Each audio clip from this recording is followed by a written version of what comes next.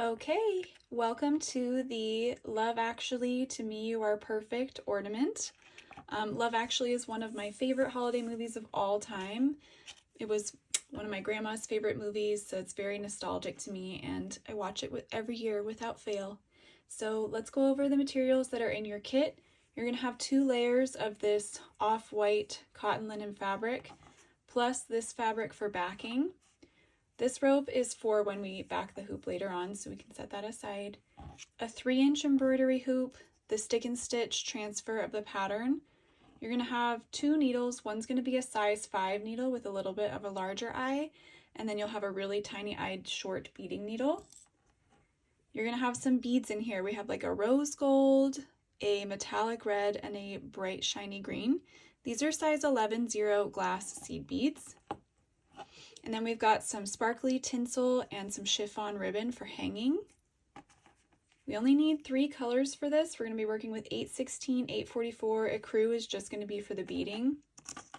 And then we also have some gold diamond shiny thread.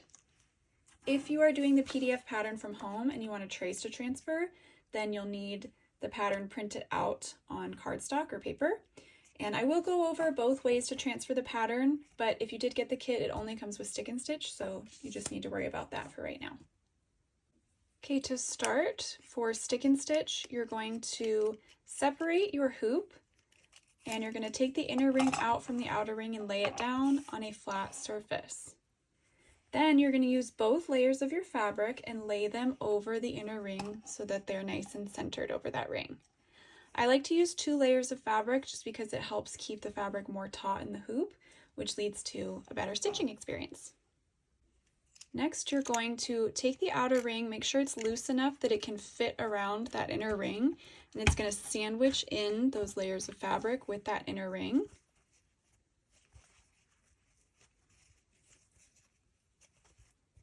And then you'll go ahead and just tighten the screw at the top as much as you possibly can. We want it tight, tight, tight. At the same time, you can also pull the edges around if there's any little lines, and this helps get everything nice and tight as well. I also like to level the edges up so that they're even with each other. If it sounds like a drum, then you know that you're ready to stitch. I also like to take a pair of scissors and just cut off a little bit of the excess fabric. You still want to leave about 3/4 of an inch to an inch on each side here, but just get some of those excess corners out of the way, especially so that you're not trying to stitch through them as you work. Okay, you're going to take your pattern, peel it away from the backing, and then just get it centered into the hoop. And press it down. And we're ready to stitch. All right, if you're going to trace to transfer because you bought the PDF pattern, I'm going to quickly show you how to do that. You're going to want to start by getting 1 layer of your fabric into your hoop, and then you're going to need some kind of light source. This is a light box from Amazon. They're very inexpensive and they're great for tracing embroidery patterns, but you can also use like an iPad, or you can even tape the pattern to a window. Then I have a Pilot Friction Heat Erasable pen, and these are also perfect for tracing embroidery. So I'm going to go ahead and place my pattern down, turn the light on. You can tape this down. This one's pretty simple, so I'm not going to tape it down, but that'll help it from not moving. And then you're going to place your pattern down over, your hoop down over the pattern. Then you're just going to begin to trace every single thing that you see in the pattern with your pen. I like to use short back and forth pen strokes to get a nice transfer of the image in there. You don't want to pull long strokes across. So go ahead and get that all traced. All right, now that I'm done tracing, I'm just going to take this out and I'm going to re-hoop it with my other layer of fabric. So I'll lay this one down first, the untraced on one, lay this one down right on top, and then get this hooped up again the correct way for stitching. Place that down, get it nice and tight in the hoop again, and we'll be ready to go. Okay, so I'm also filming a reel with this today, so whilst I'm giving you the tutorial, you get a nice little aesthetic background here. We are going to start with the outline on the little "To Me You Are Perfect" sign, and for that you are going to use your shiny gold thread. So you're going to take a little bit of it out, cut that off, and then go ahead and get that through the eye of your needle, not the tiny needle, your regular size 5 needle. Just kind of work all the ends together. We're not separating these strands. We do not separate shiny floss strands. They stay together. Tie off a knot at the opposite end. Trust me, there are fancier ways to do that, but that's just the way I do it. Cut off the excess, and now we're going to do a little back stitch. So for back stitch, I'm going to start right here where the end of this ribbon of the bow meets the sign. So I'll start right here, and I'm just going to come up through the fabric and make a little straight stitch out about a short stitch length away. This is like our starter stitch. For every stitch after that, you're always going to come up a stitch length away. A stitch length is just how long you want the length of your stitches to be each time. I'm going to try to keep them uniform, so the smaller you keep them, the more consistent they'll be. And then you're going to go back down through the same hole from the end of the previous stitch. So I'm going to put my needle right back down through this hole. And pull. Come back up through the fabric a stitch length away.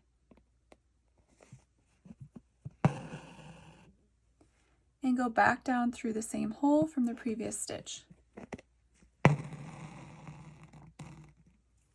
And you're just going to repeat that all the way around the sign. So go here, here, here, and then to where this part of the ribbon meets the sign. Whenever you're running low on thread and you need to tie off a knot, you're just going to run your needle underneath the nearby stitch to wherever you made your last down stitch. Leave a little loop out like this. Put your needle through that loop and then pull it.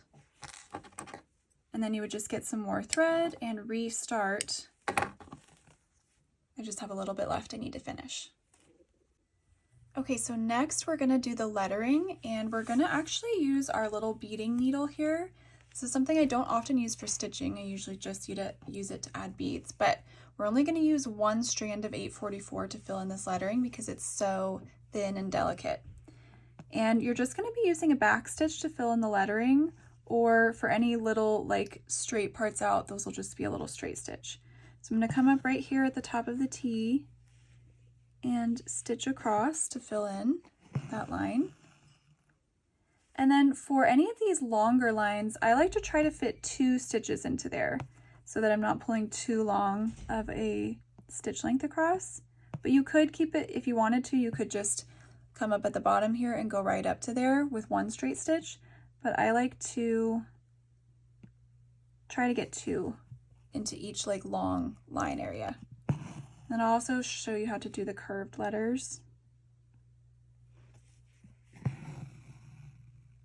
Oh, my puppy dog is barking out there. Don't know if you can hear it. Okay, so for a curved letter like the O, you're also going to use back stitch. But you're just going to keep your stitch lengths nice and small. So I'm just going to go right here first. And then I'm going to come up a teeny tiny stitch length away and go back down through the same hole from the previous stitch. Come up another teeny tiny stitch length away and go back down through the same hole from the previous stitch. And continue like that until I have it all stitched over.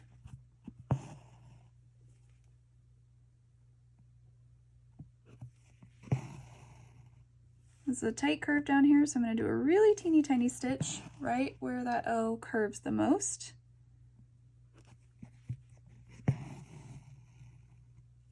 And Okay, and so then I'll get that done and I'll continue. I'll do back stitch to fill in all of my lettering here.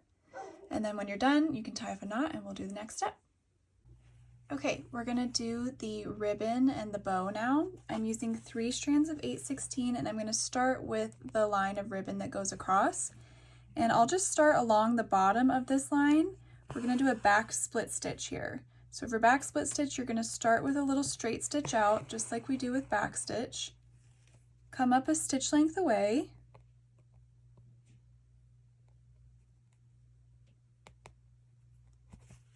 Now the difference here is that instead of like in back stitch when we go down through the same hole from the end of the previous stitch, we're going to go back down through the middle of the previous stitch and we're going to split those strands. So I'm going to put my needle about midway through the length of that stitch and go right through the middle of those strands and split them. And then repeat, come up a stitch length away. And go right back down about midway through the length of that previous stitch and also through the middle of the actual stitches themselves.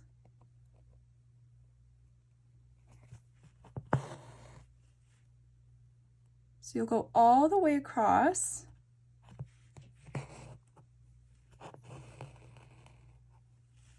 You'll go all the way across till you get to the bow, stop right here, and then pick it up on the other side. Begin your back split stitch again right here. Then once you've done one row all the way across, you're going to do another row to keep filling this in. So you'll come up right next to it and make another row of back split stitch working all the way back across. And then you'll do another row until you have the whole line of ribbon filled in. Okay, continuing with 3 strands of 8/16, we're going to go ahead and satin stitch in each little section of the bow individually.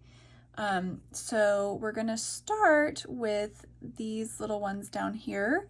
And for these, first of all, a little trick with satin stitch. I like to start by making a little teeny tiny straight stitch just in the middle of the area that I'm trying to stitch. And all that does is it gets the knot on the underside of the fabric out of your way so that when you come back up again, you're not trying to stitch through that knot. So I'm going to start over here on this edge of this side of the hanging down ribbon here, and I'm going to pull a stitch across to this point, and then I'm going to come back up on the other side of that just next to it, and I'm going to pull across, but I'm going to go down right about here. Satin stitch is essentially just repeating straight stitches right next to each other. I'm going to make one more little stitch just to sort of round this out over here. I have a knot, so I'm going to get that out for a second. Okay, just going to round this out a little bit. Then I'll come back over to this side and fill in everything going over to here.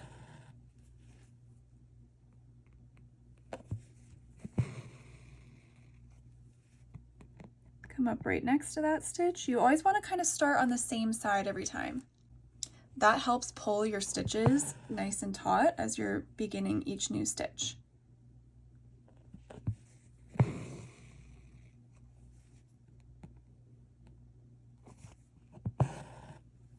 You don't have to get this shape exactly. It's, you know, the end of a ribbon, so just kind of want to get the idea of it.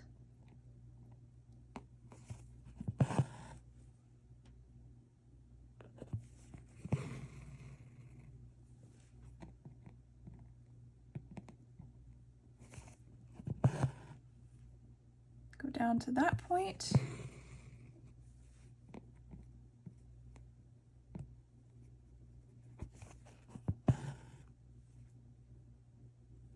Okay.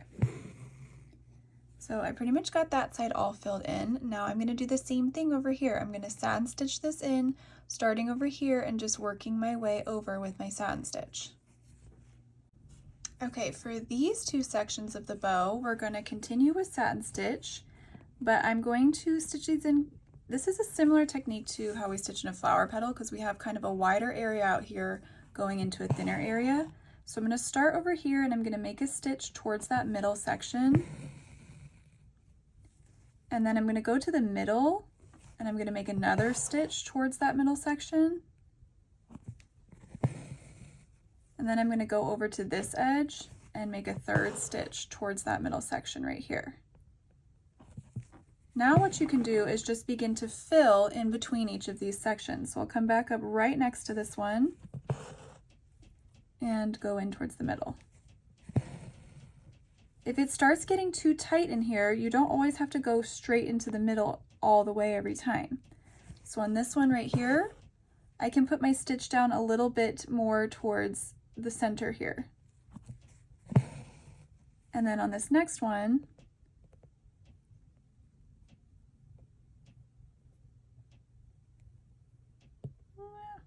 here we go. I'll go all the way over here again. I'm gonna come up over here now. Sometimes I just kind of go where I feel like I can fit it in best. Oops. So I'm gonna do a couple here that don't go quite all the way to the center.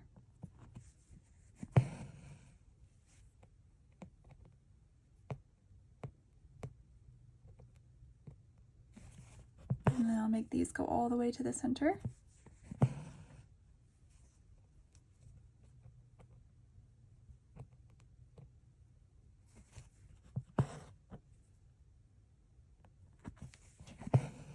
Okay, this should be my last one right here.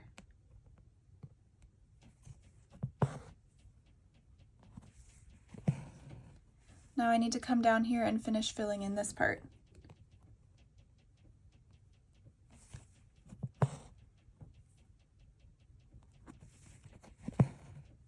And you can kind of switch up where you fill as you're working.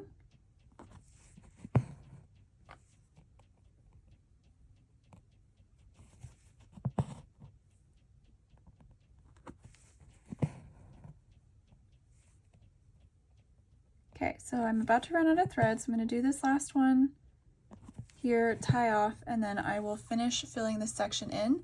And you're going to do the same technique over on this side as well. And then for this middle section, you're also going to do satin stitch, but you're just going to do it vertically. So just work from the top to the bottom, all the way across.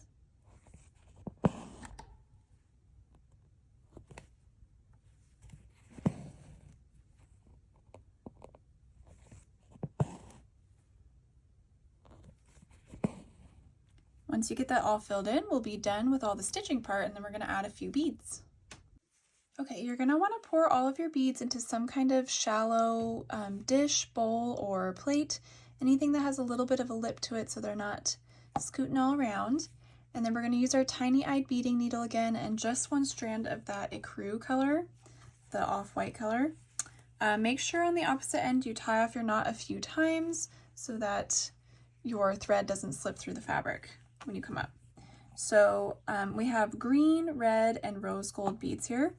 So all you need to do is come up through the fabric, pick anywhere to start. Start down here.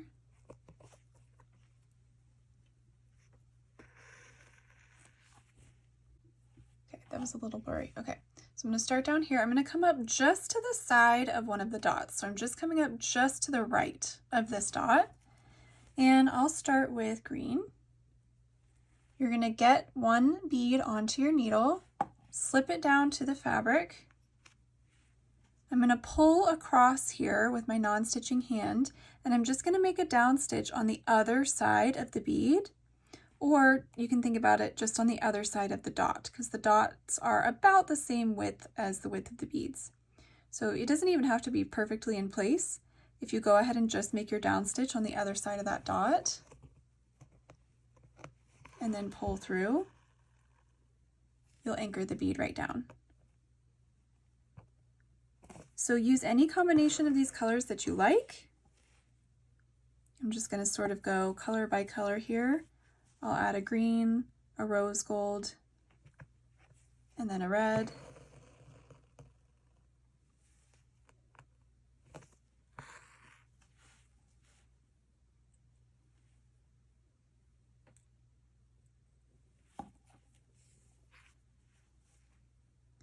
And then I'll just keep alternating until I get every dot filled in with a little bead. Once you're done with all of your beads, tie off a knot in the back just close to any of these stitches that we've made.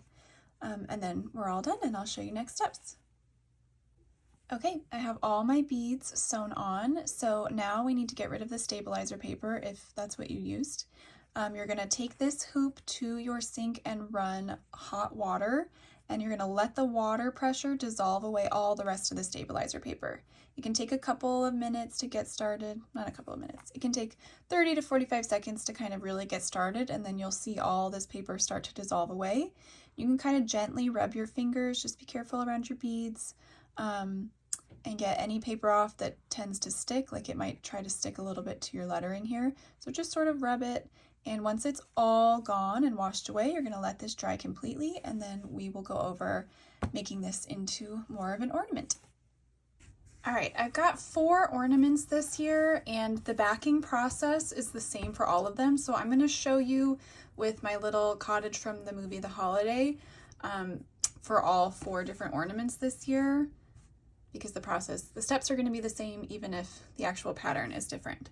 So the first thing you're gonna do once your hoop is all dry, if you used stick and stitch paper, is you're gonna unscrew it and separate this out again and take it apart. Then you're gonna lay that inner ring back down on a flat surface and take your pattern piece of backing fabric and place it with the pattern side facing down over that hoop. And then you're gonna relay your stitched on fabric on top of that. It should be pretty warped from having been in the hoop so long, so you should be able to kind of press around and see that it's lined up around that inner hoop. Then you're gonna loosen this up maybe a little bit more just because we're adding an extra layer of fabric in here, and sandwich it down again. If it's not lined up perfectly, you can always take it off and reline everything up. Go ahead and tighten it all the way and get it looking exactly how you're gonna want it to look displayed.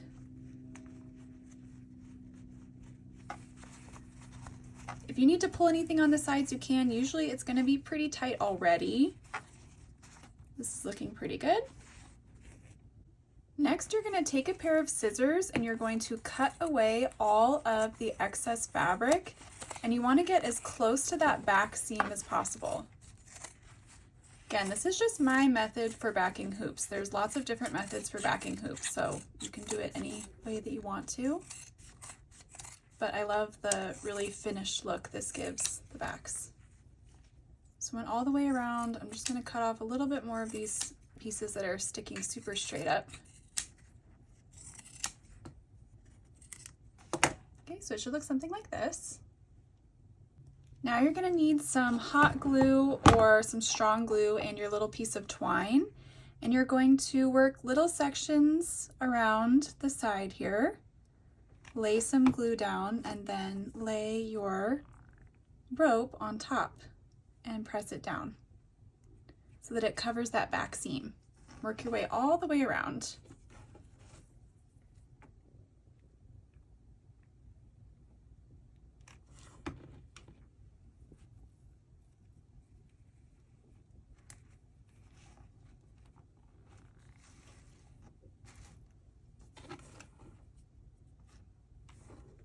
As you get close to the edge there, you can kind of see where it's going to meet up, and go ahead and just cut off any of that excess before you glue down that last little piece.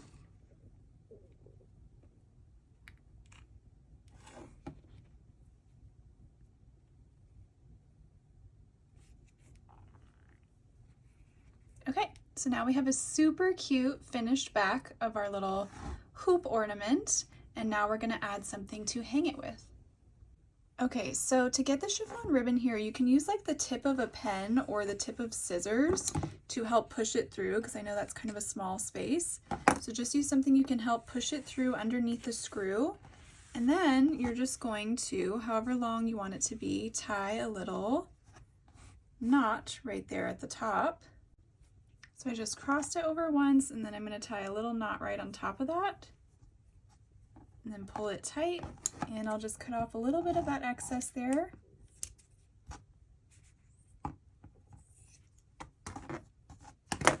And voila, our ornament is ready to go. If you did one of the ones that has the tinsel with it, one of my other 2 ornaments that has the tinsel ribbon with it as well, you would just stick it through at the same time as the chiffon ribbon and go ahead and tie off just as you would with this one.